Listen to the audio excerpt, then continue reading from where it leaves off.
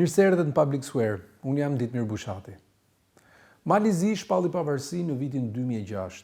Shkëputja e butë nga bashkëtesa një federat me Serbinë, antarësimin NATO, përparimin procesin antarësimit në BE, si kundër ndërtimi marrëdhënieve të mira fqinjësore, lidhen pashmangshmërisht me Milo Đukanović dhe Partinë Demokratike të Socialistëve.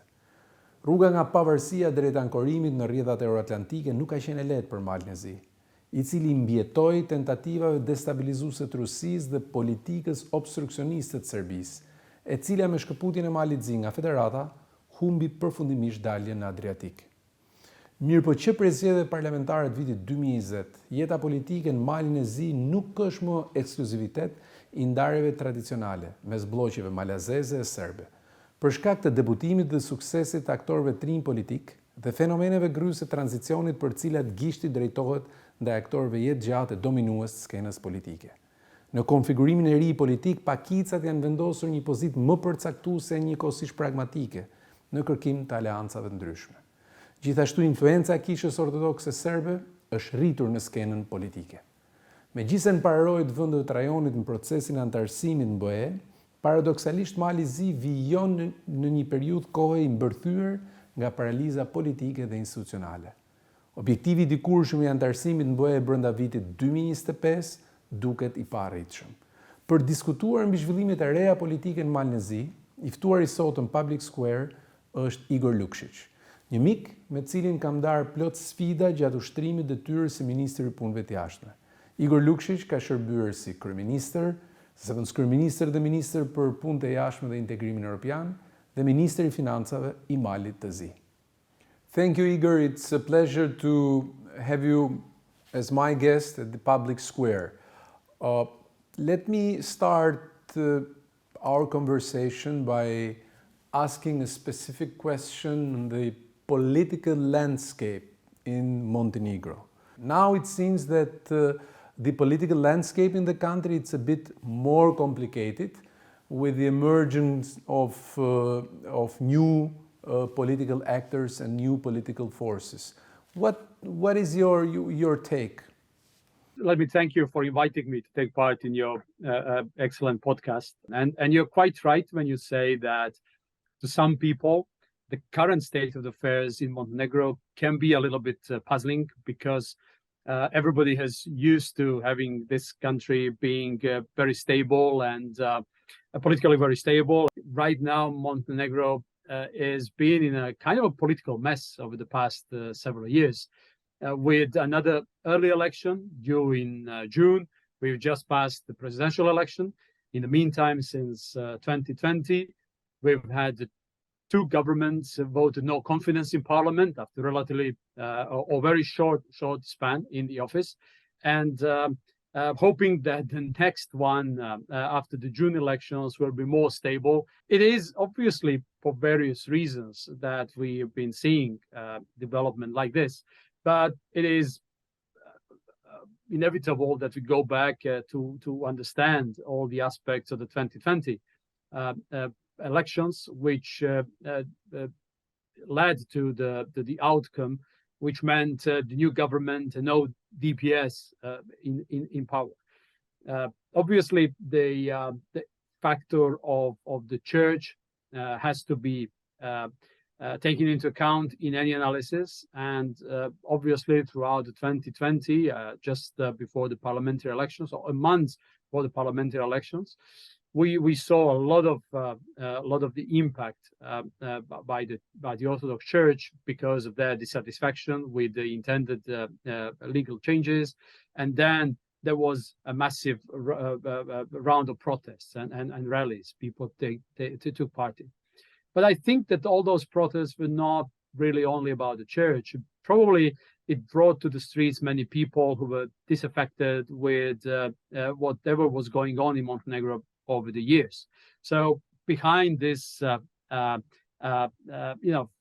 phase of stability, as in every other country, you had, a lot of undergoing things, and probably those church-led protests brought together, different disaffected people.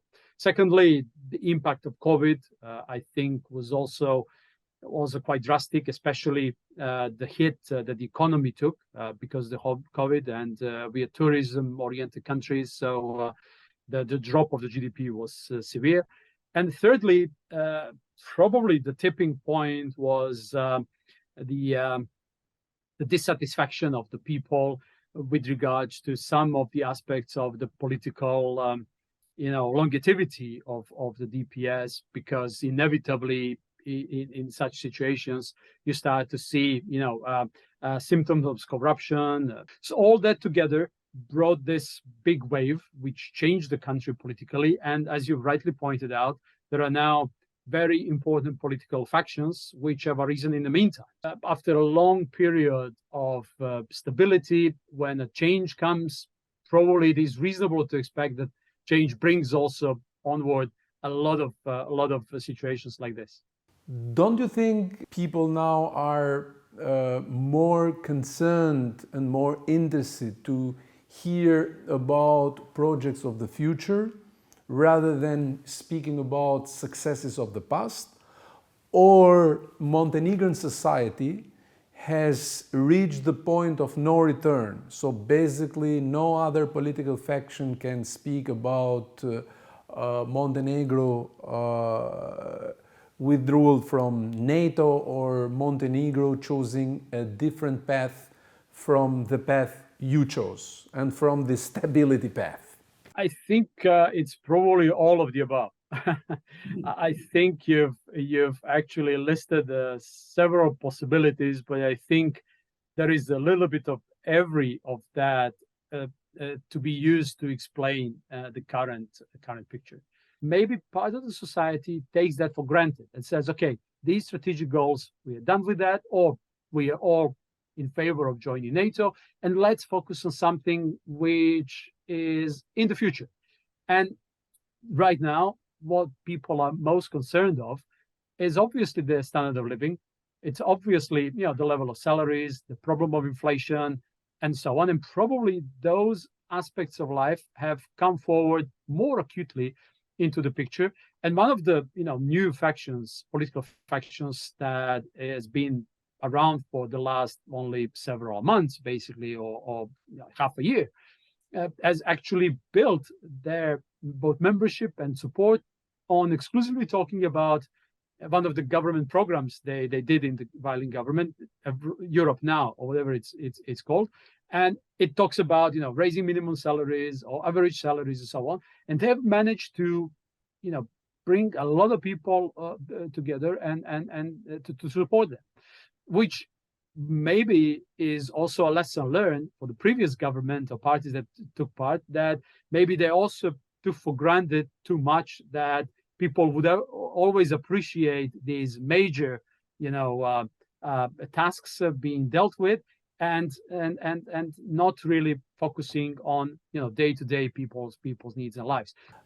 Do you fear an increased influence of Serbia in this new political establishment that is taking over the country? Because in the past you have managed to have constructive and friendly relations with all neighbors, I would say, without compromising your NATO and EU track. My main concern is actually that, even after the June elections, we don't really end up with a stable government which works around, meeting some agenda which is looking towards agenda of either reforms, political, economic, or whatever, which should be anchored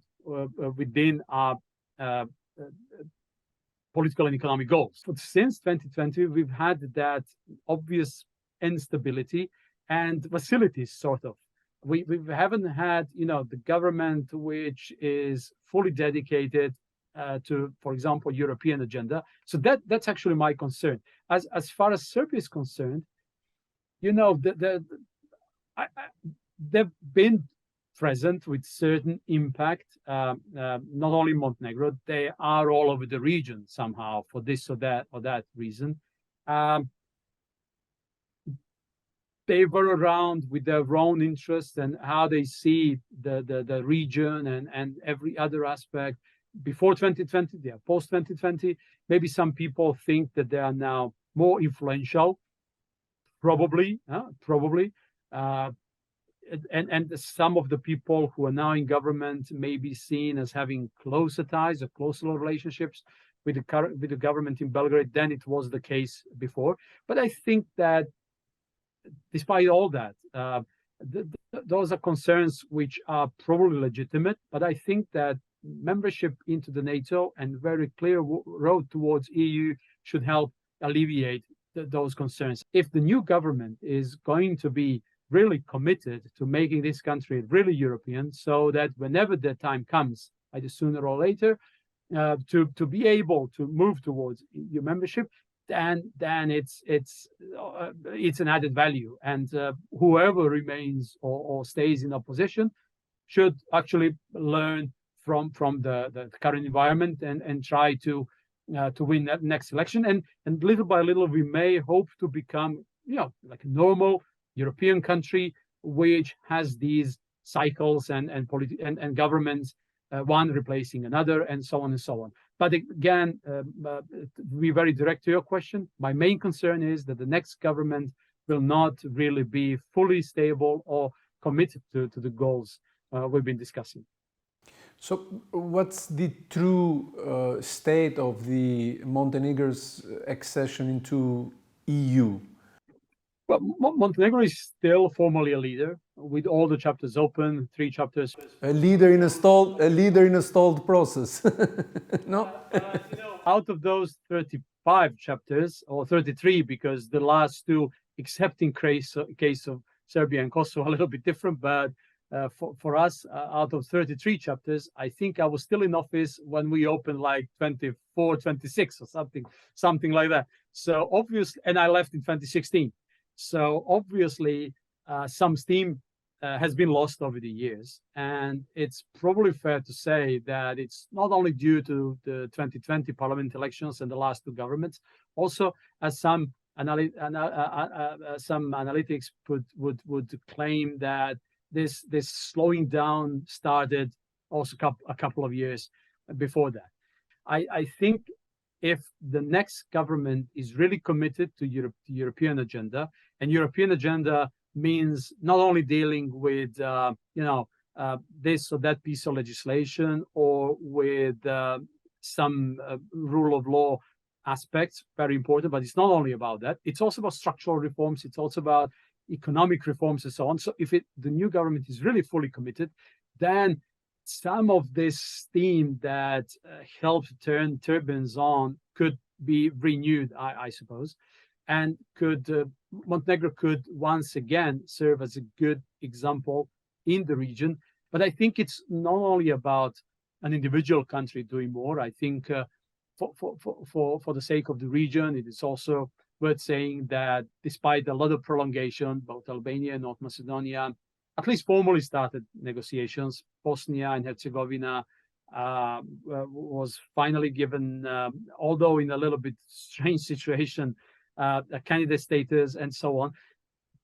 So I think that it's not only upon the region, it's also on the European Union. I've argued recently in an article that I would rather see a structural change as far as the process is concerned by actually admitting associate member states and giving them an almost membership, so to speak, in some very important aspects, and not really a full membership, because we still have some member states in the EU who think that EU needs to be reformed internally first before being able to handle newcomers. But while waiting for the EU to get reformed, these processes tend to become very, very long, and we altogether seem to become more similar in those terms to Turkey and their accession process, which seems to be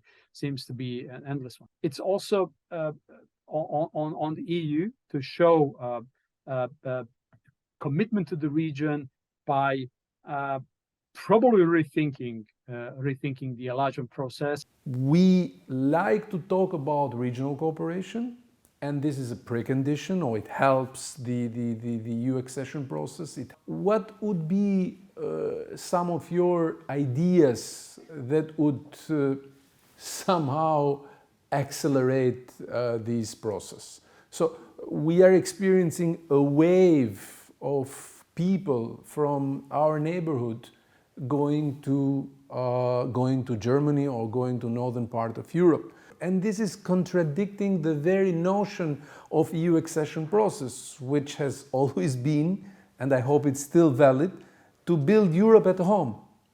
So what Germany can do in this respect, what European Union can do in this respect, including our region, for instance, in the budgetary cycle, providing direct support to the so-called agents of change in the society, to those actors that wants to migrate. So what would be some intermediate measures? Thank you very much. I think this is a great question. And I think the problem you highlighted will only get exacerbated because in the years to come, Germany will lose about 7 million people leaving their working age population. And all those positions, all those vacancies will have to be replenished somehow. And probably this region might actually serve as the great tank from which specialized knowledge of different kinds could actually find job opportunities in Germany, which turns the countries of our region into something like, in better case, European Florida, for at least referring to Albania or Montenegro, of EU or Northern Europe, or in the worst case, very poor part or still remaining poor part of the country of the continent, which relies on classic tourism and agriculture. And unfortunately, whenever you base development, long-term development on classic tourism and agriculture, those regions, even in rich countries, tend to remain relatively poor. So you have to work it around so that premiums and the quality of products in both of these fields are, fantastic, to make sure that it really has a deep impact on the economy. But you can do that only if you bring in, new knowledge, smart people around, and so on. So there's a circumviciosus in a way, and we are faced with. So that was also the logic why I believe, despite all the raised eyebrows when you talk about associate membership, I think we are stuck and we need some new momentum. Because by that formula, for example, the countries of the region should be able to hold European elections, and altogether, I think we would send about 50 MPs or MEPs to Brussels. We would be able to fully take part in the legislative process without the possibility to block European Council's decision. And that's the main concern of some of the countries like France and some others who think that EU might all of a sudden become unwieldy with all those newcomers. Obviously, countries should adhere to fully 100% to foreign and security policy, which may also give some relief to some of the countries in the region, which tend to try to, figure out, can we, please both sides of the hemisphere at the same time, and so on. Then I think a major component of that approach would be the access to structural and development funds. We are right now entitled to as a region, about 12 or 13 billion euros of IPA, so instrument for pre-accession. That includes Turkey, by the way. When you look at, and we are about 17.5 million people altogether, the 6 countries. Whereas, for example, Romania is at around 19 million. And Romania has managed to have an inflow of structural funds at a level of about 40 billion euros between 14 and 20, and looking at or aiming at 30 net inflow, 30 billion euros in this current budget framework. So just imagine what sort of a boost that could be to our countries, which lack infrastructure, which lack support for structural reforms, employment, and so on and so on. Also retraining, improving labor skills of the people so they are more competitive, and so on and so on. Some may claim, well, but what about rule of law and so on? But the European Commission has designed this mechanism, which even punishes some of the current member states if they get derailed from some major rule of law fundamental aspect. So I think something like that could bring about a lot of fresh air, could bring about a lot of fresh energy, enthusiasm. And in my view, European Commission, and if Olaf Scholz would say, well, maybe this is the way to do it.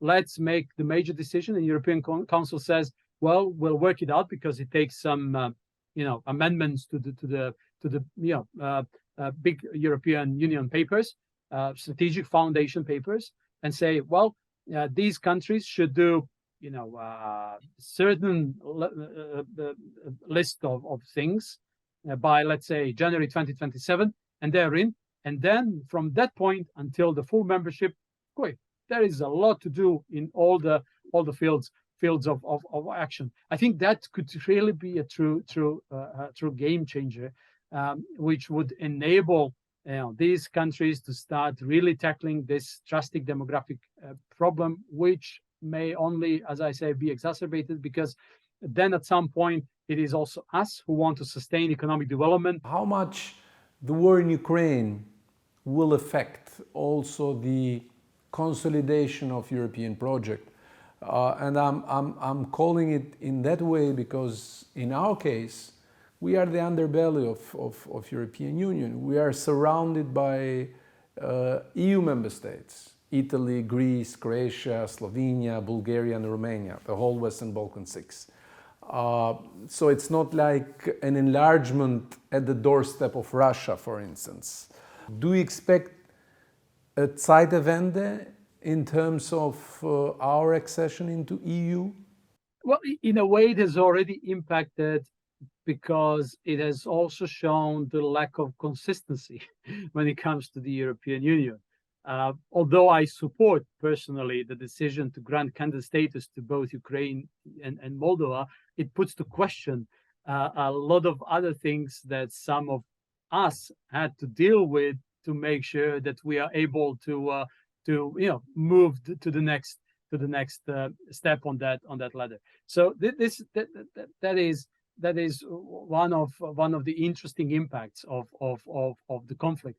I think the formula I'm proposing may also be used in case of both Ukraine and Moldova, because by doing that, you actually open up the door to them too by integrating them more politically, also economically, but with a certain bracket, because obviously it will take some time, especially in case of Ukraine, to recover from the conflict and so on, for their economy to be again up and running and so on and so on. That's it. But I think another impact, I don't know to what extent it's the case with Albania, for example, but one of the impacts of the Ukrainian war is also that, as far as Montenegro is concerned, we've seen the inflow of people from actually both Ukraine and Russia, and in some cases, very talented people, IT engineers and so on,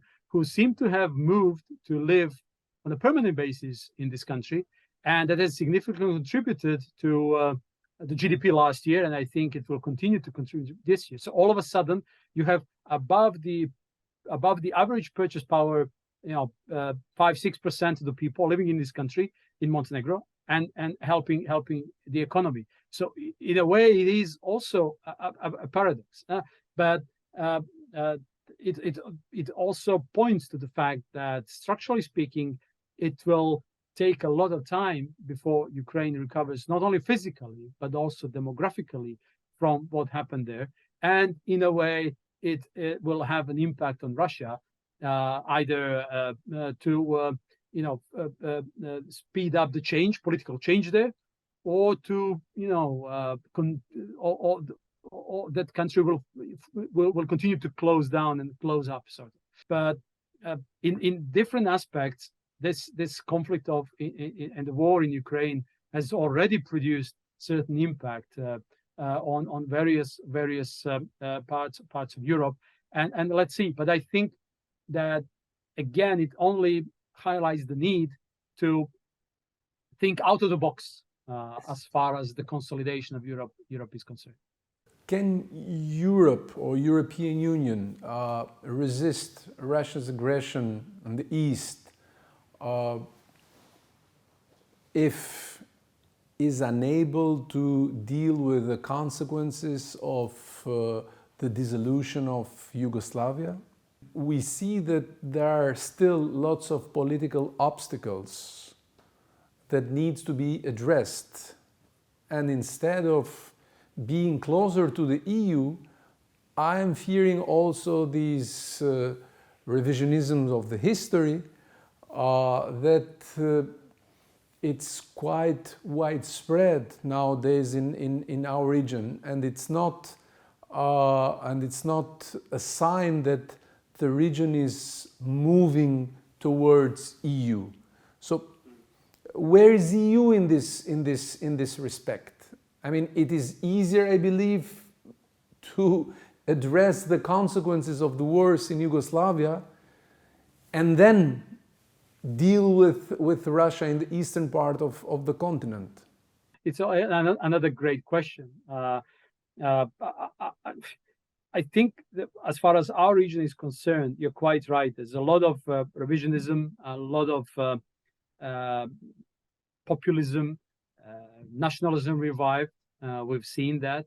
And it's probably thanks to the fact also that we are stuck as far as this process of the further European accession is concerned.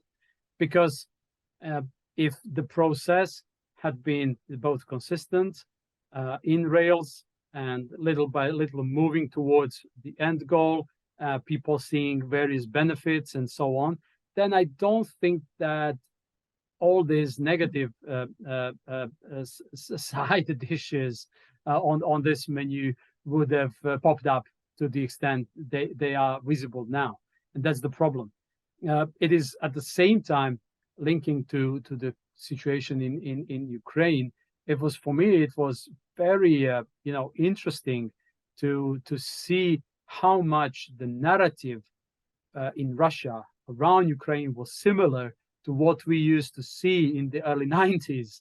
And obviously, this revived nationalism, or even vulgar nationalism, that we've seen as far as the European war, both European but Ukrainian war is concerned, and the impact it has on our region is all the more in the interest of the EU to try to work things out in a different way. The only thing what we could do is to continue voicing our views, continue to trying to articulate the need for a little bit different approach, review, to put under review the past experience and to try to draw lessons from, because that's really that should be the future of this region. Naturally, it belongs to the EU. We've talked a lot about that, but I'm afraid that being stuck in the process for already 10 years without real and substantial moves forward could really further stoke fire in terms of encouraging extremists and nationalists and so on to continue what they're good at, and that is making mess in this region. Thank you very much, Igor. It was a pleasure having you on Public Square. Thank you so much for having me in the Public Square.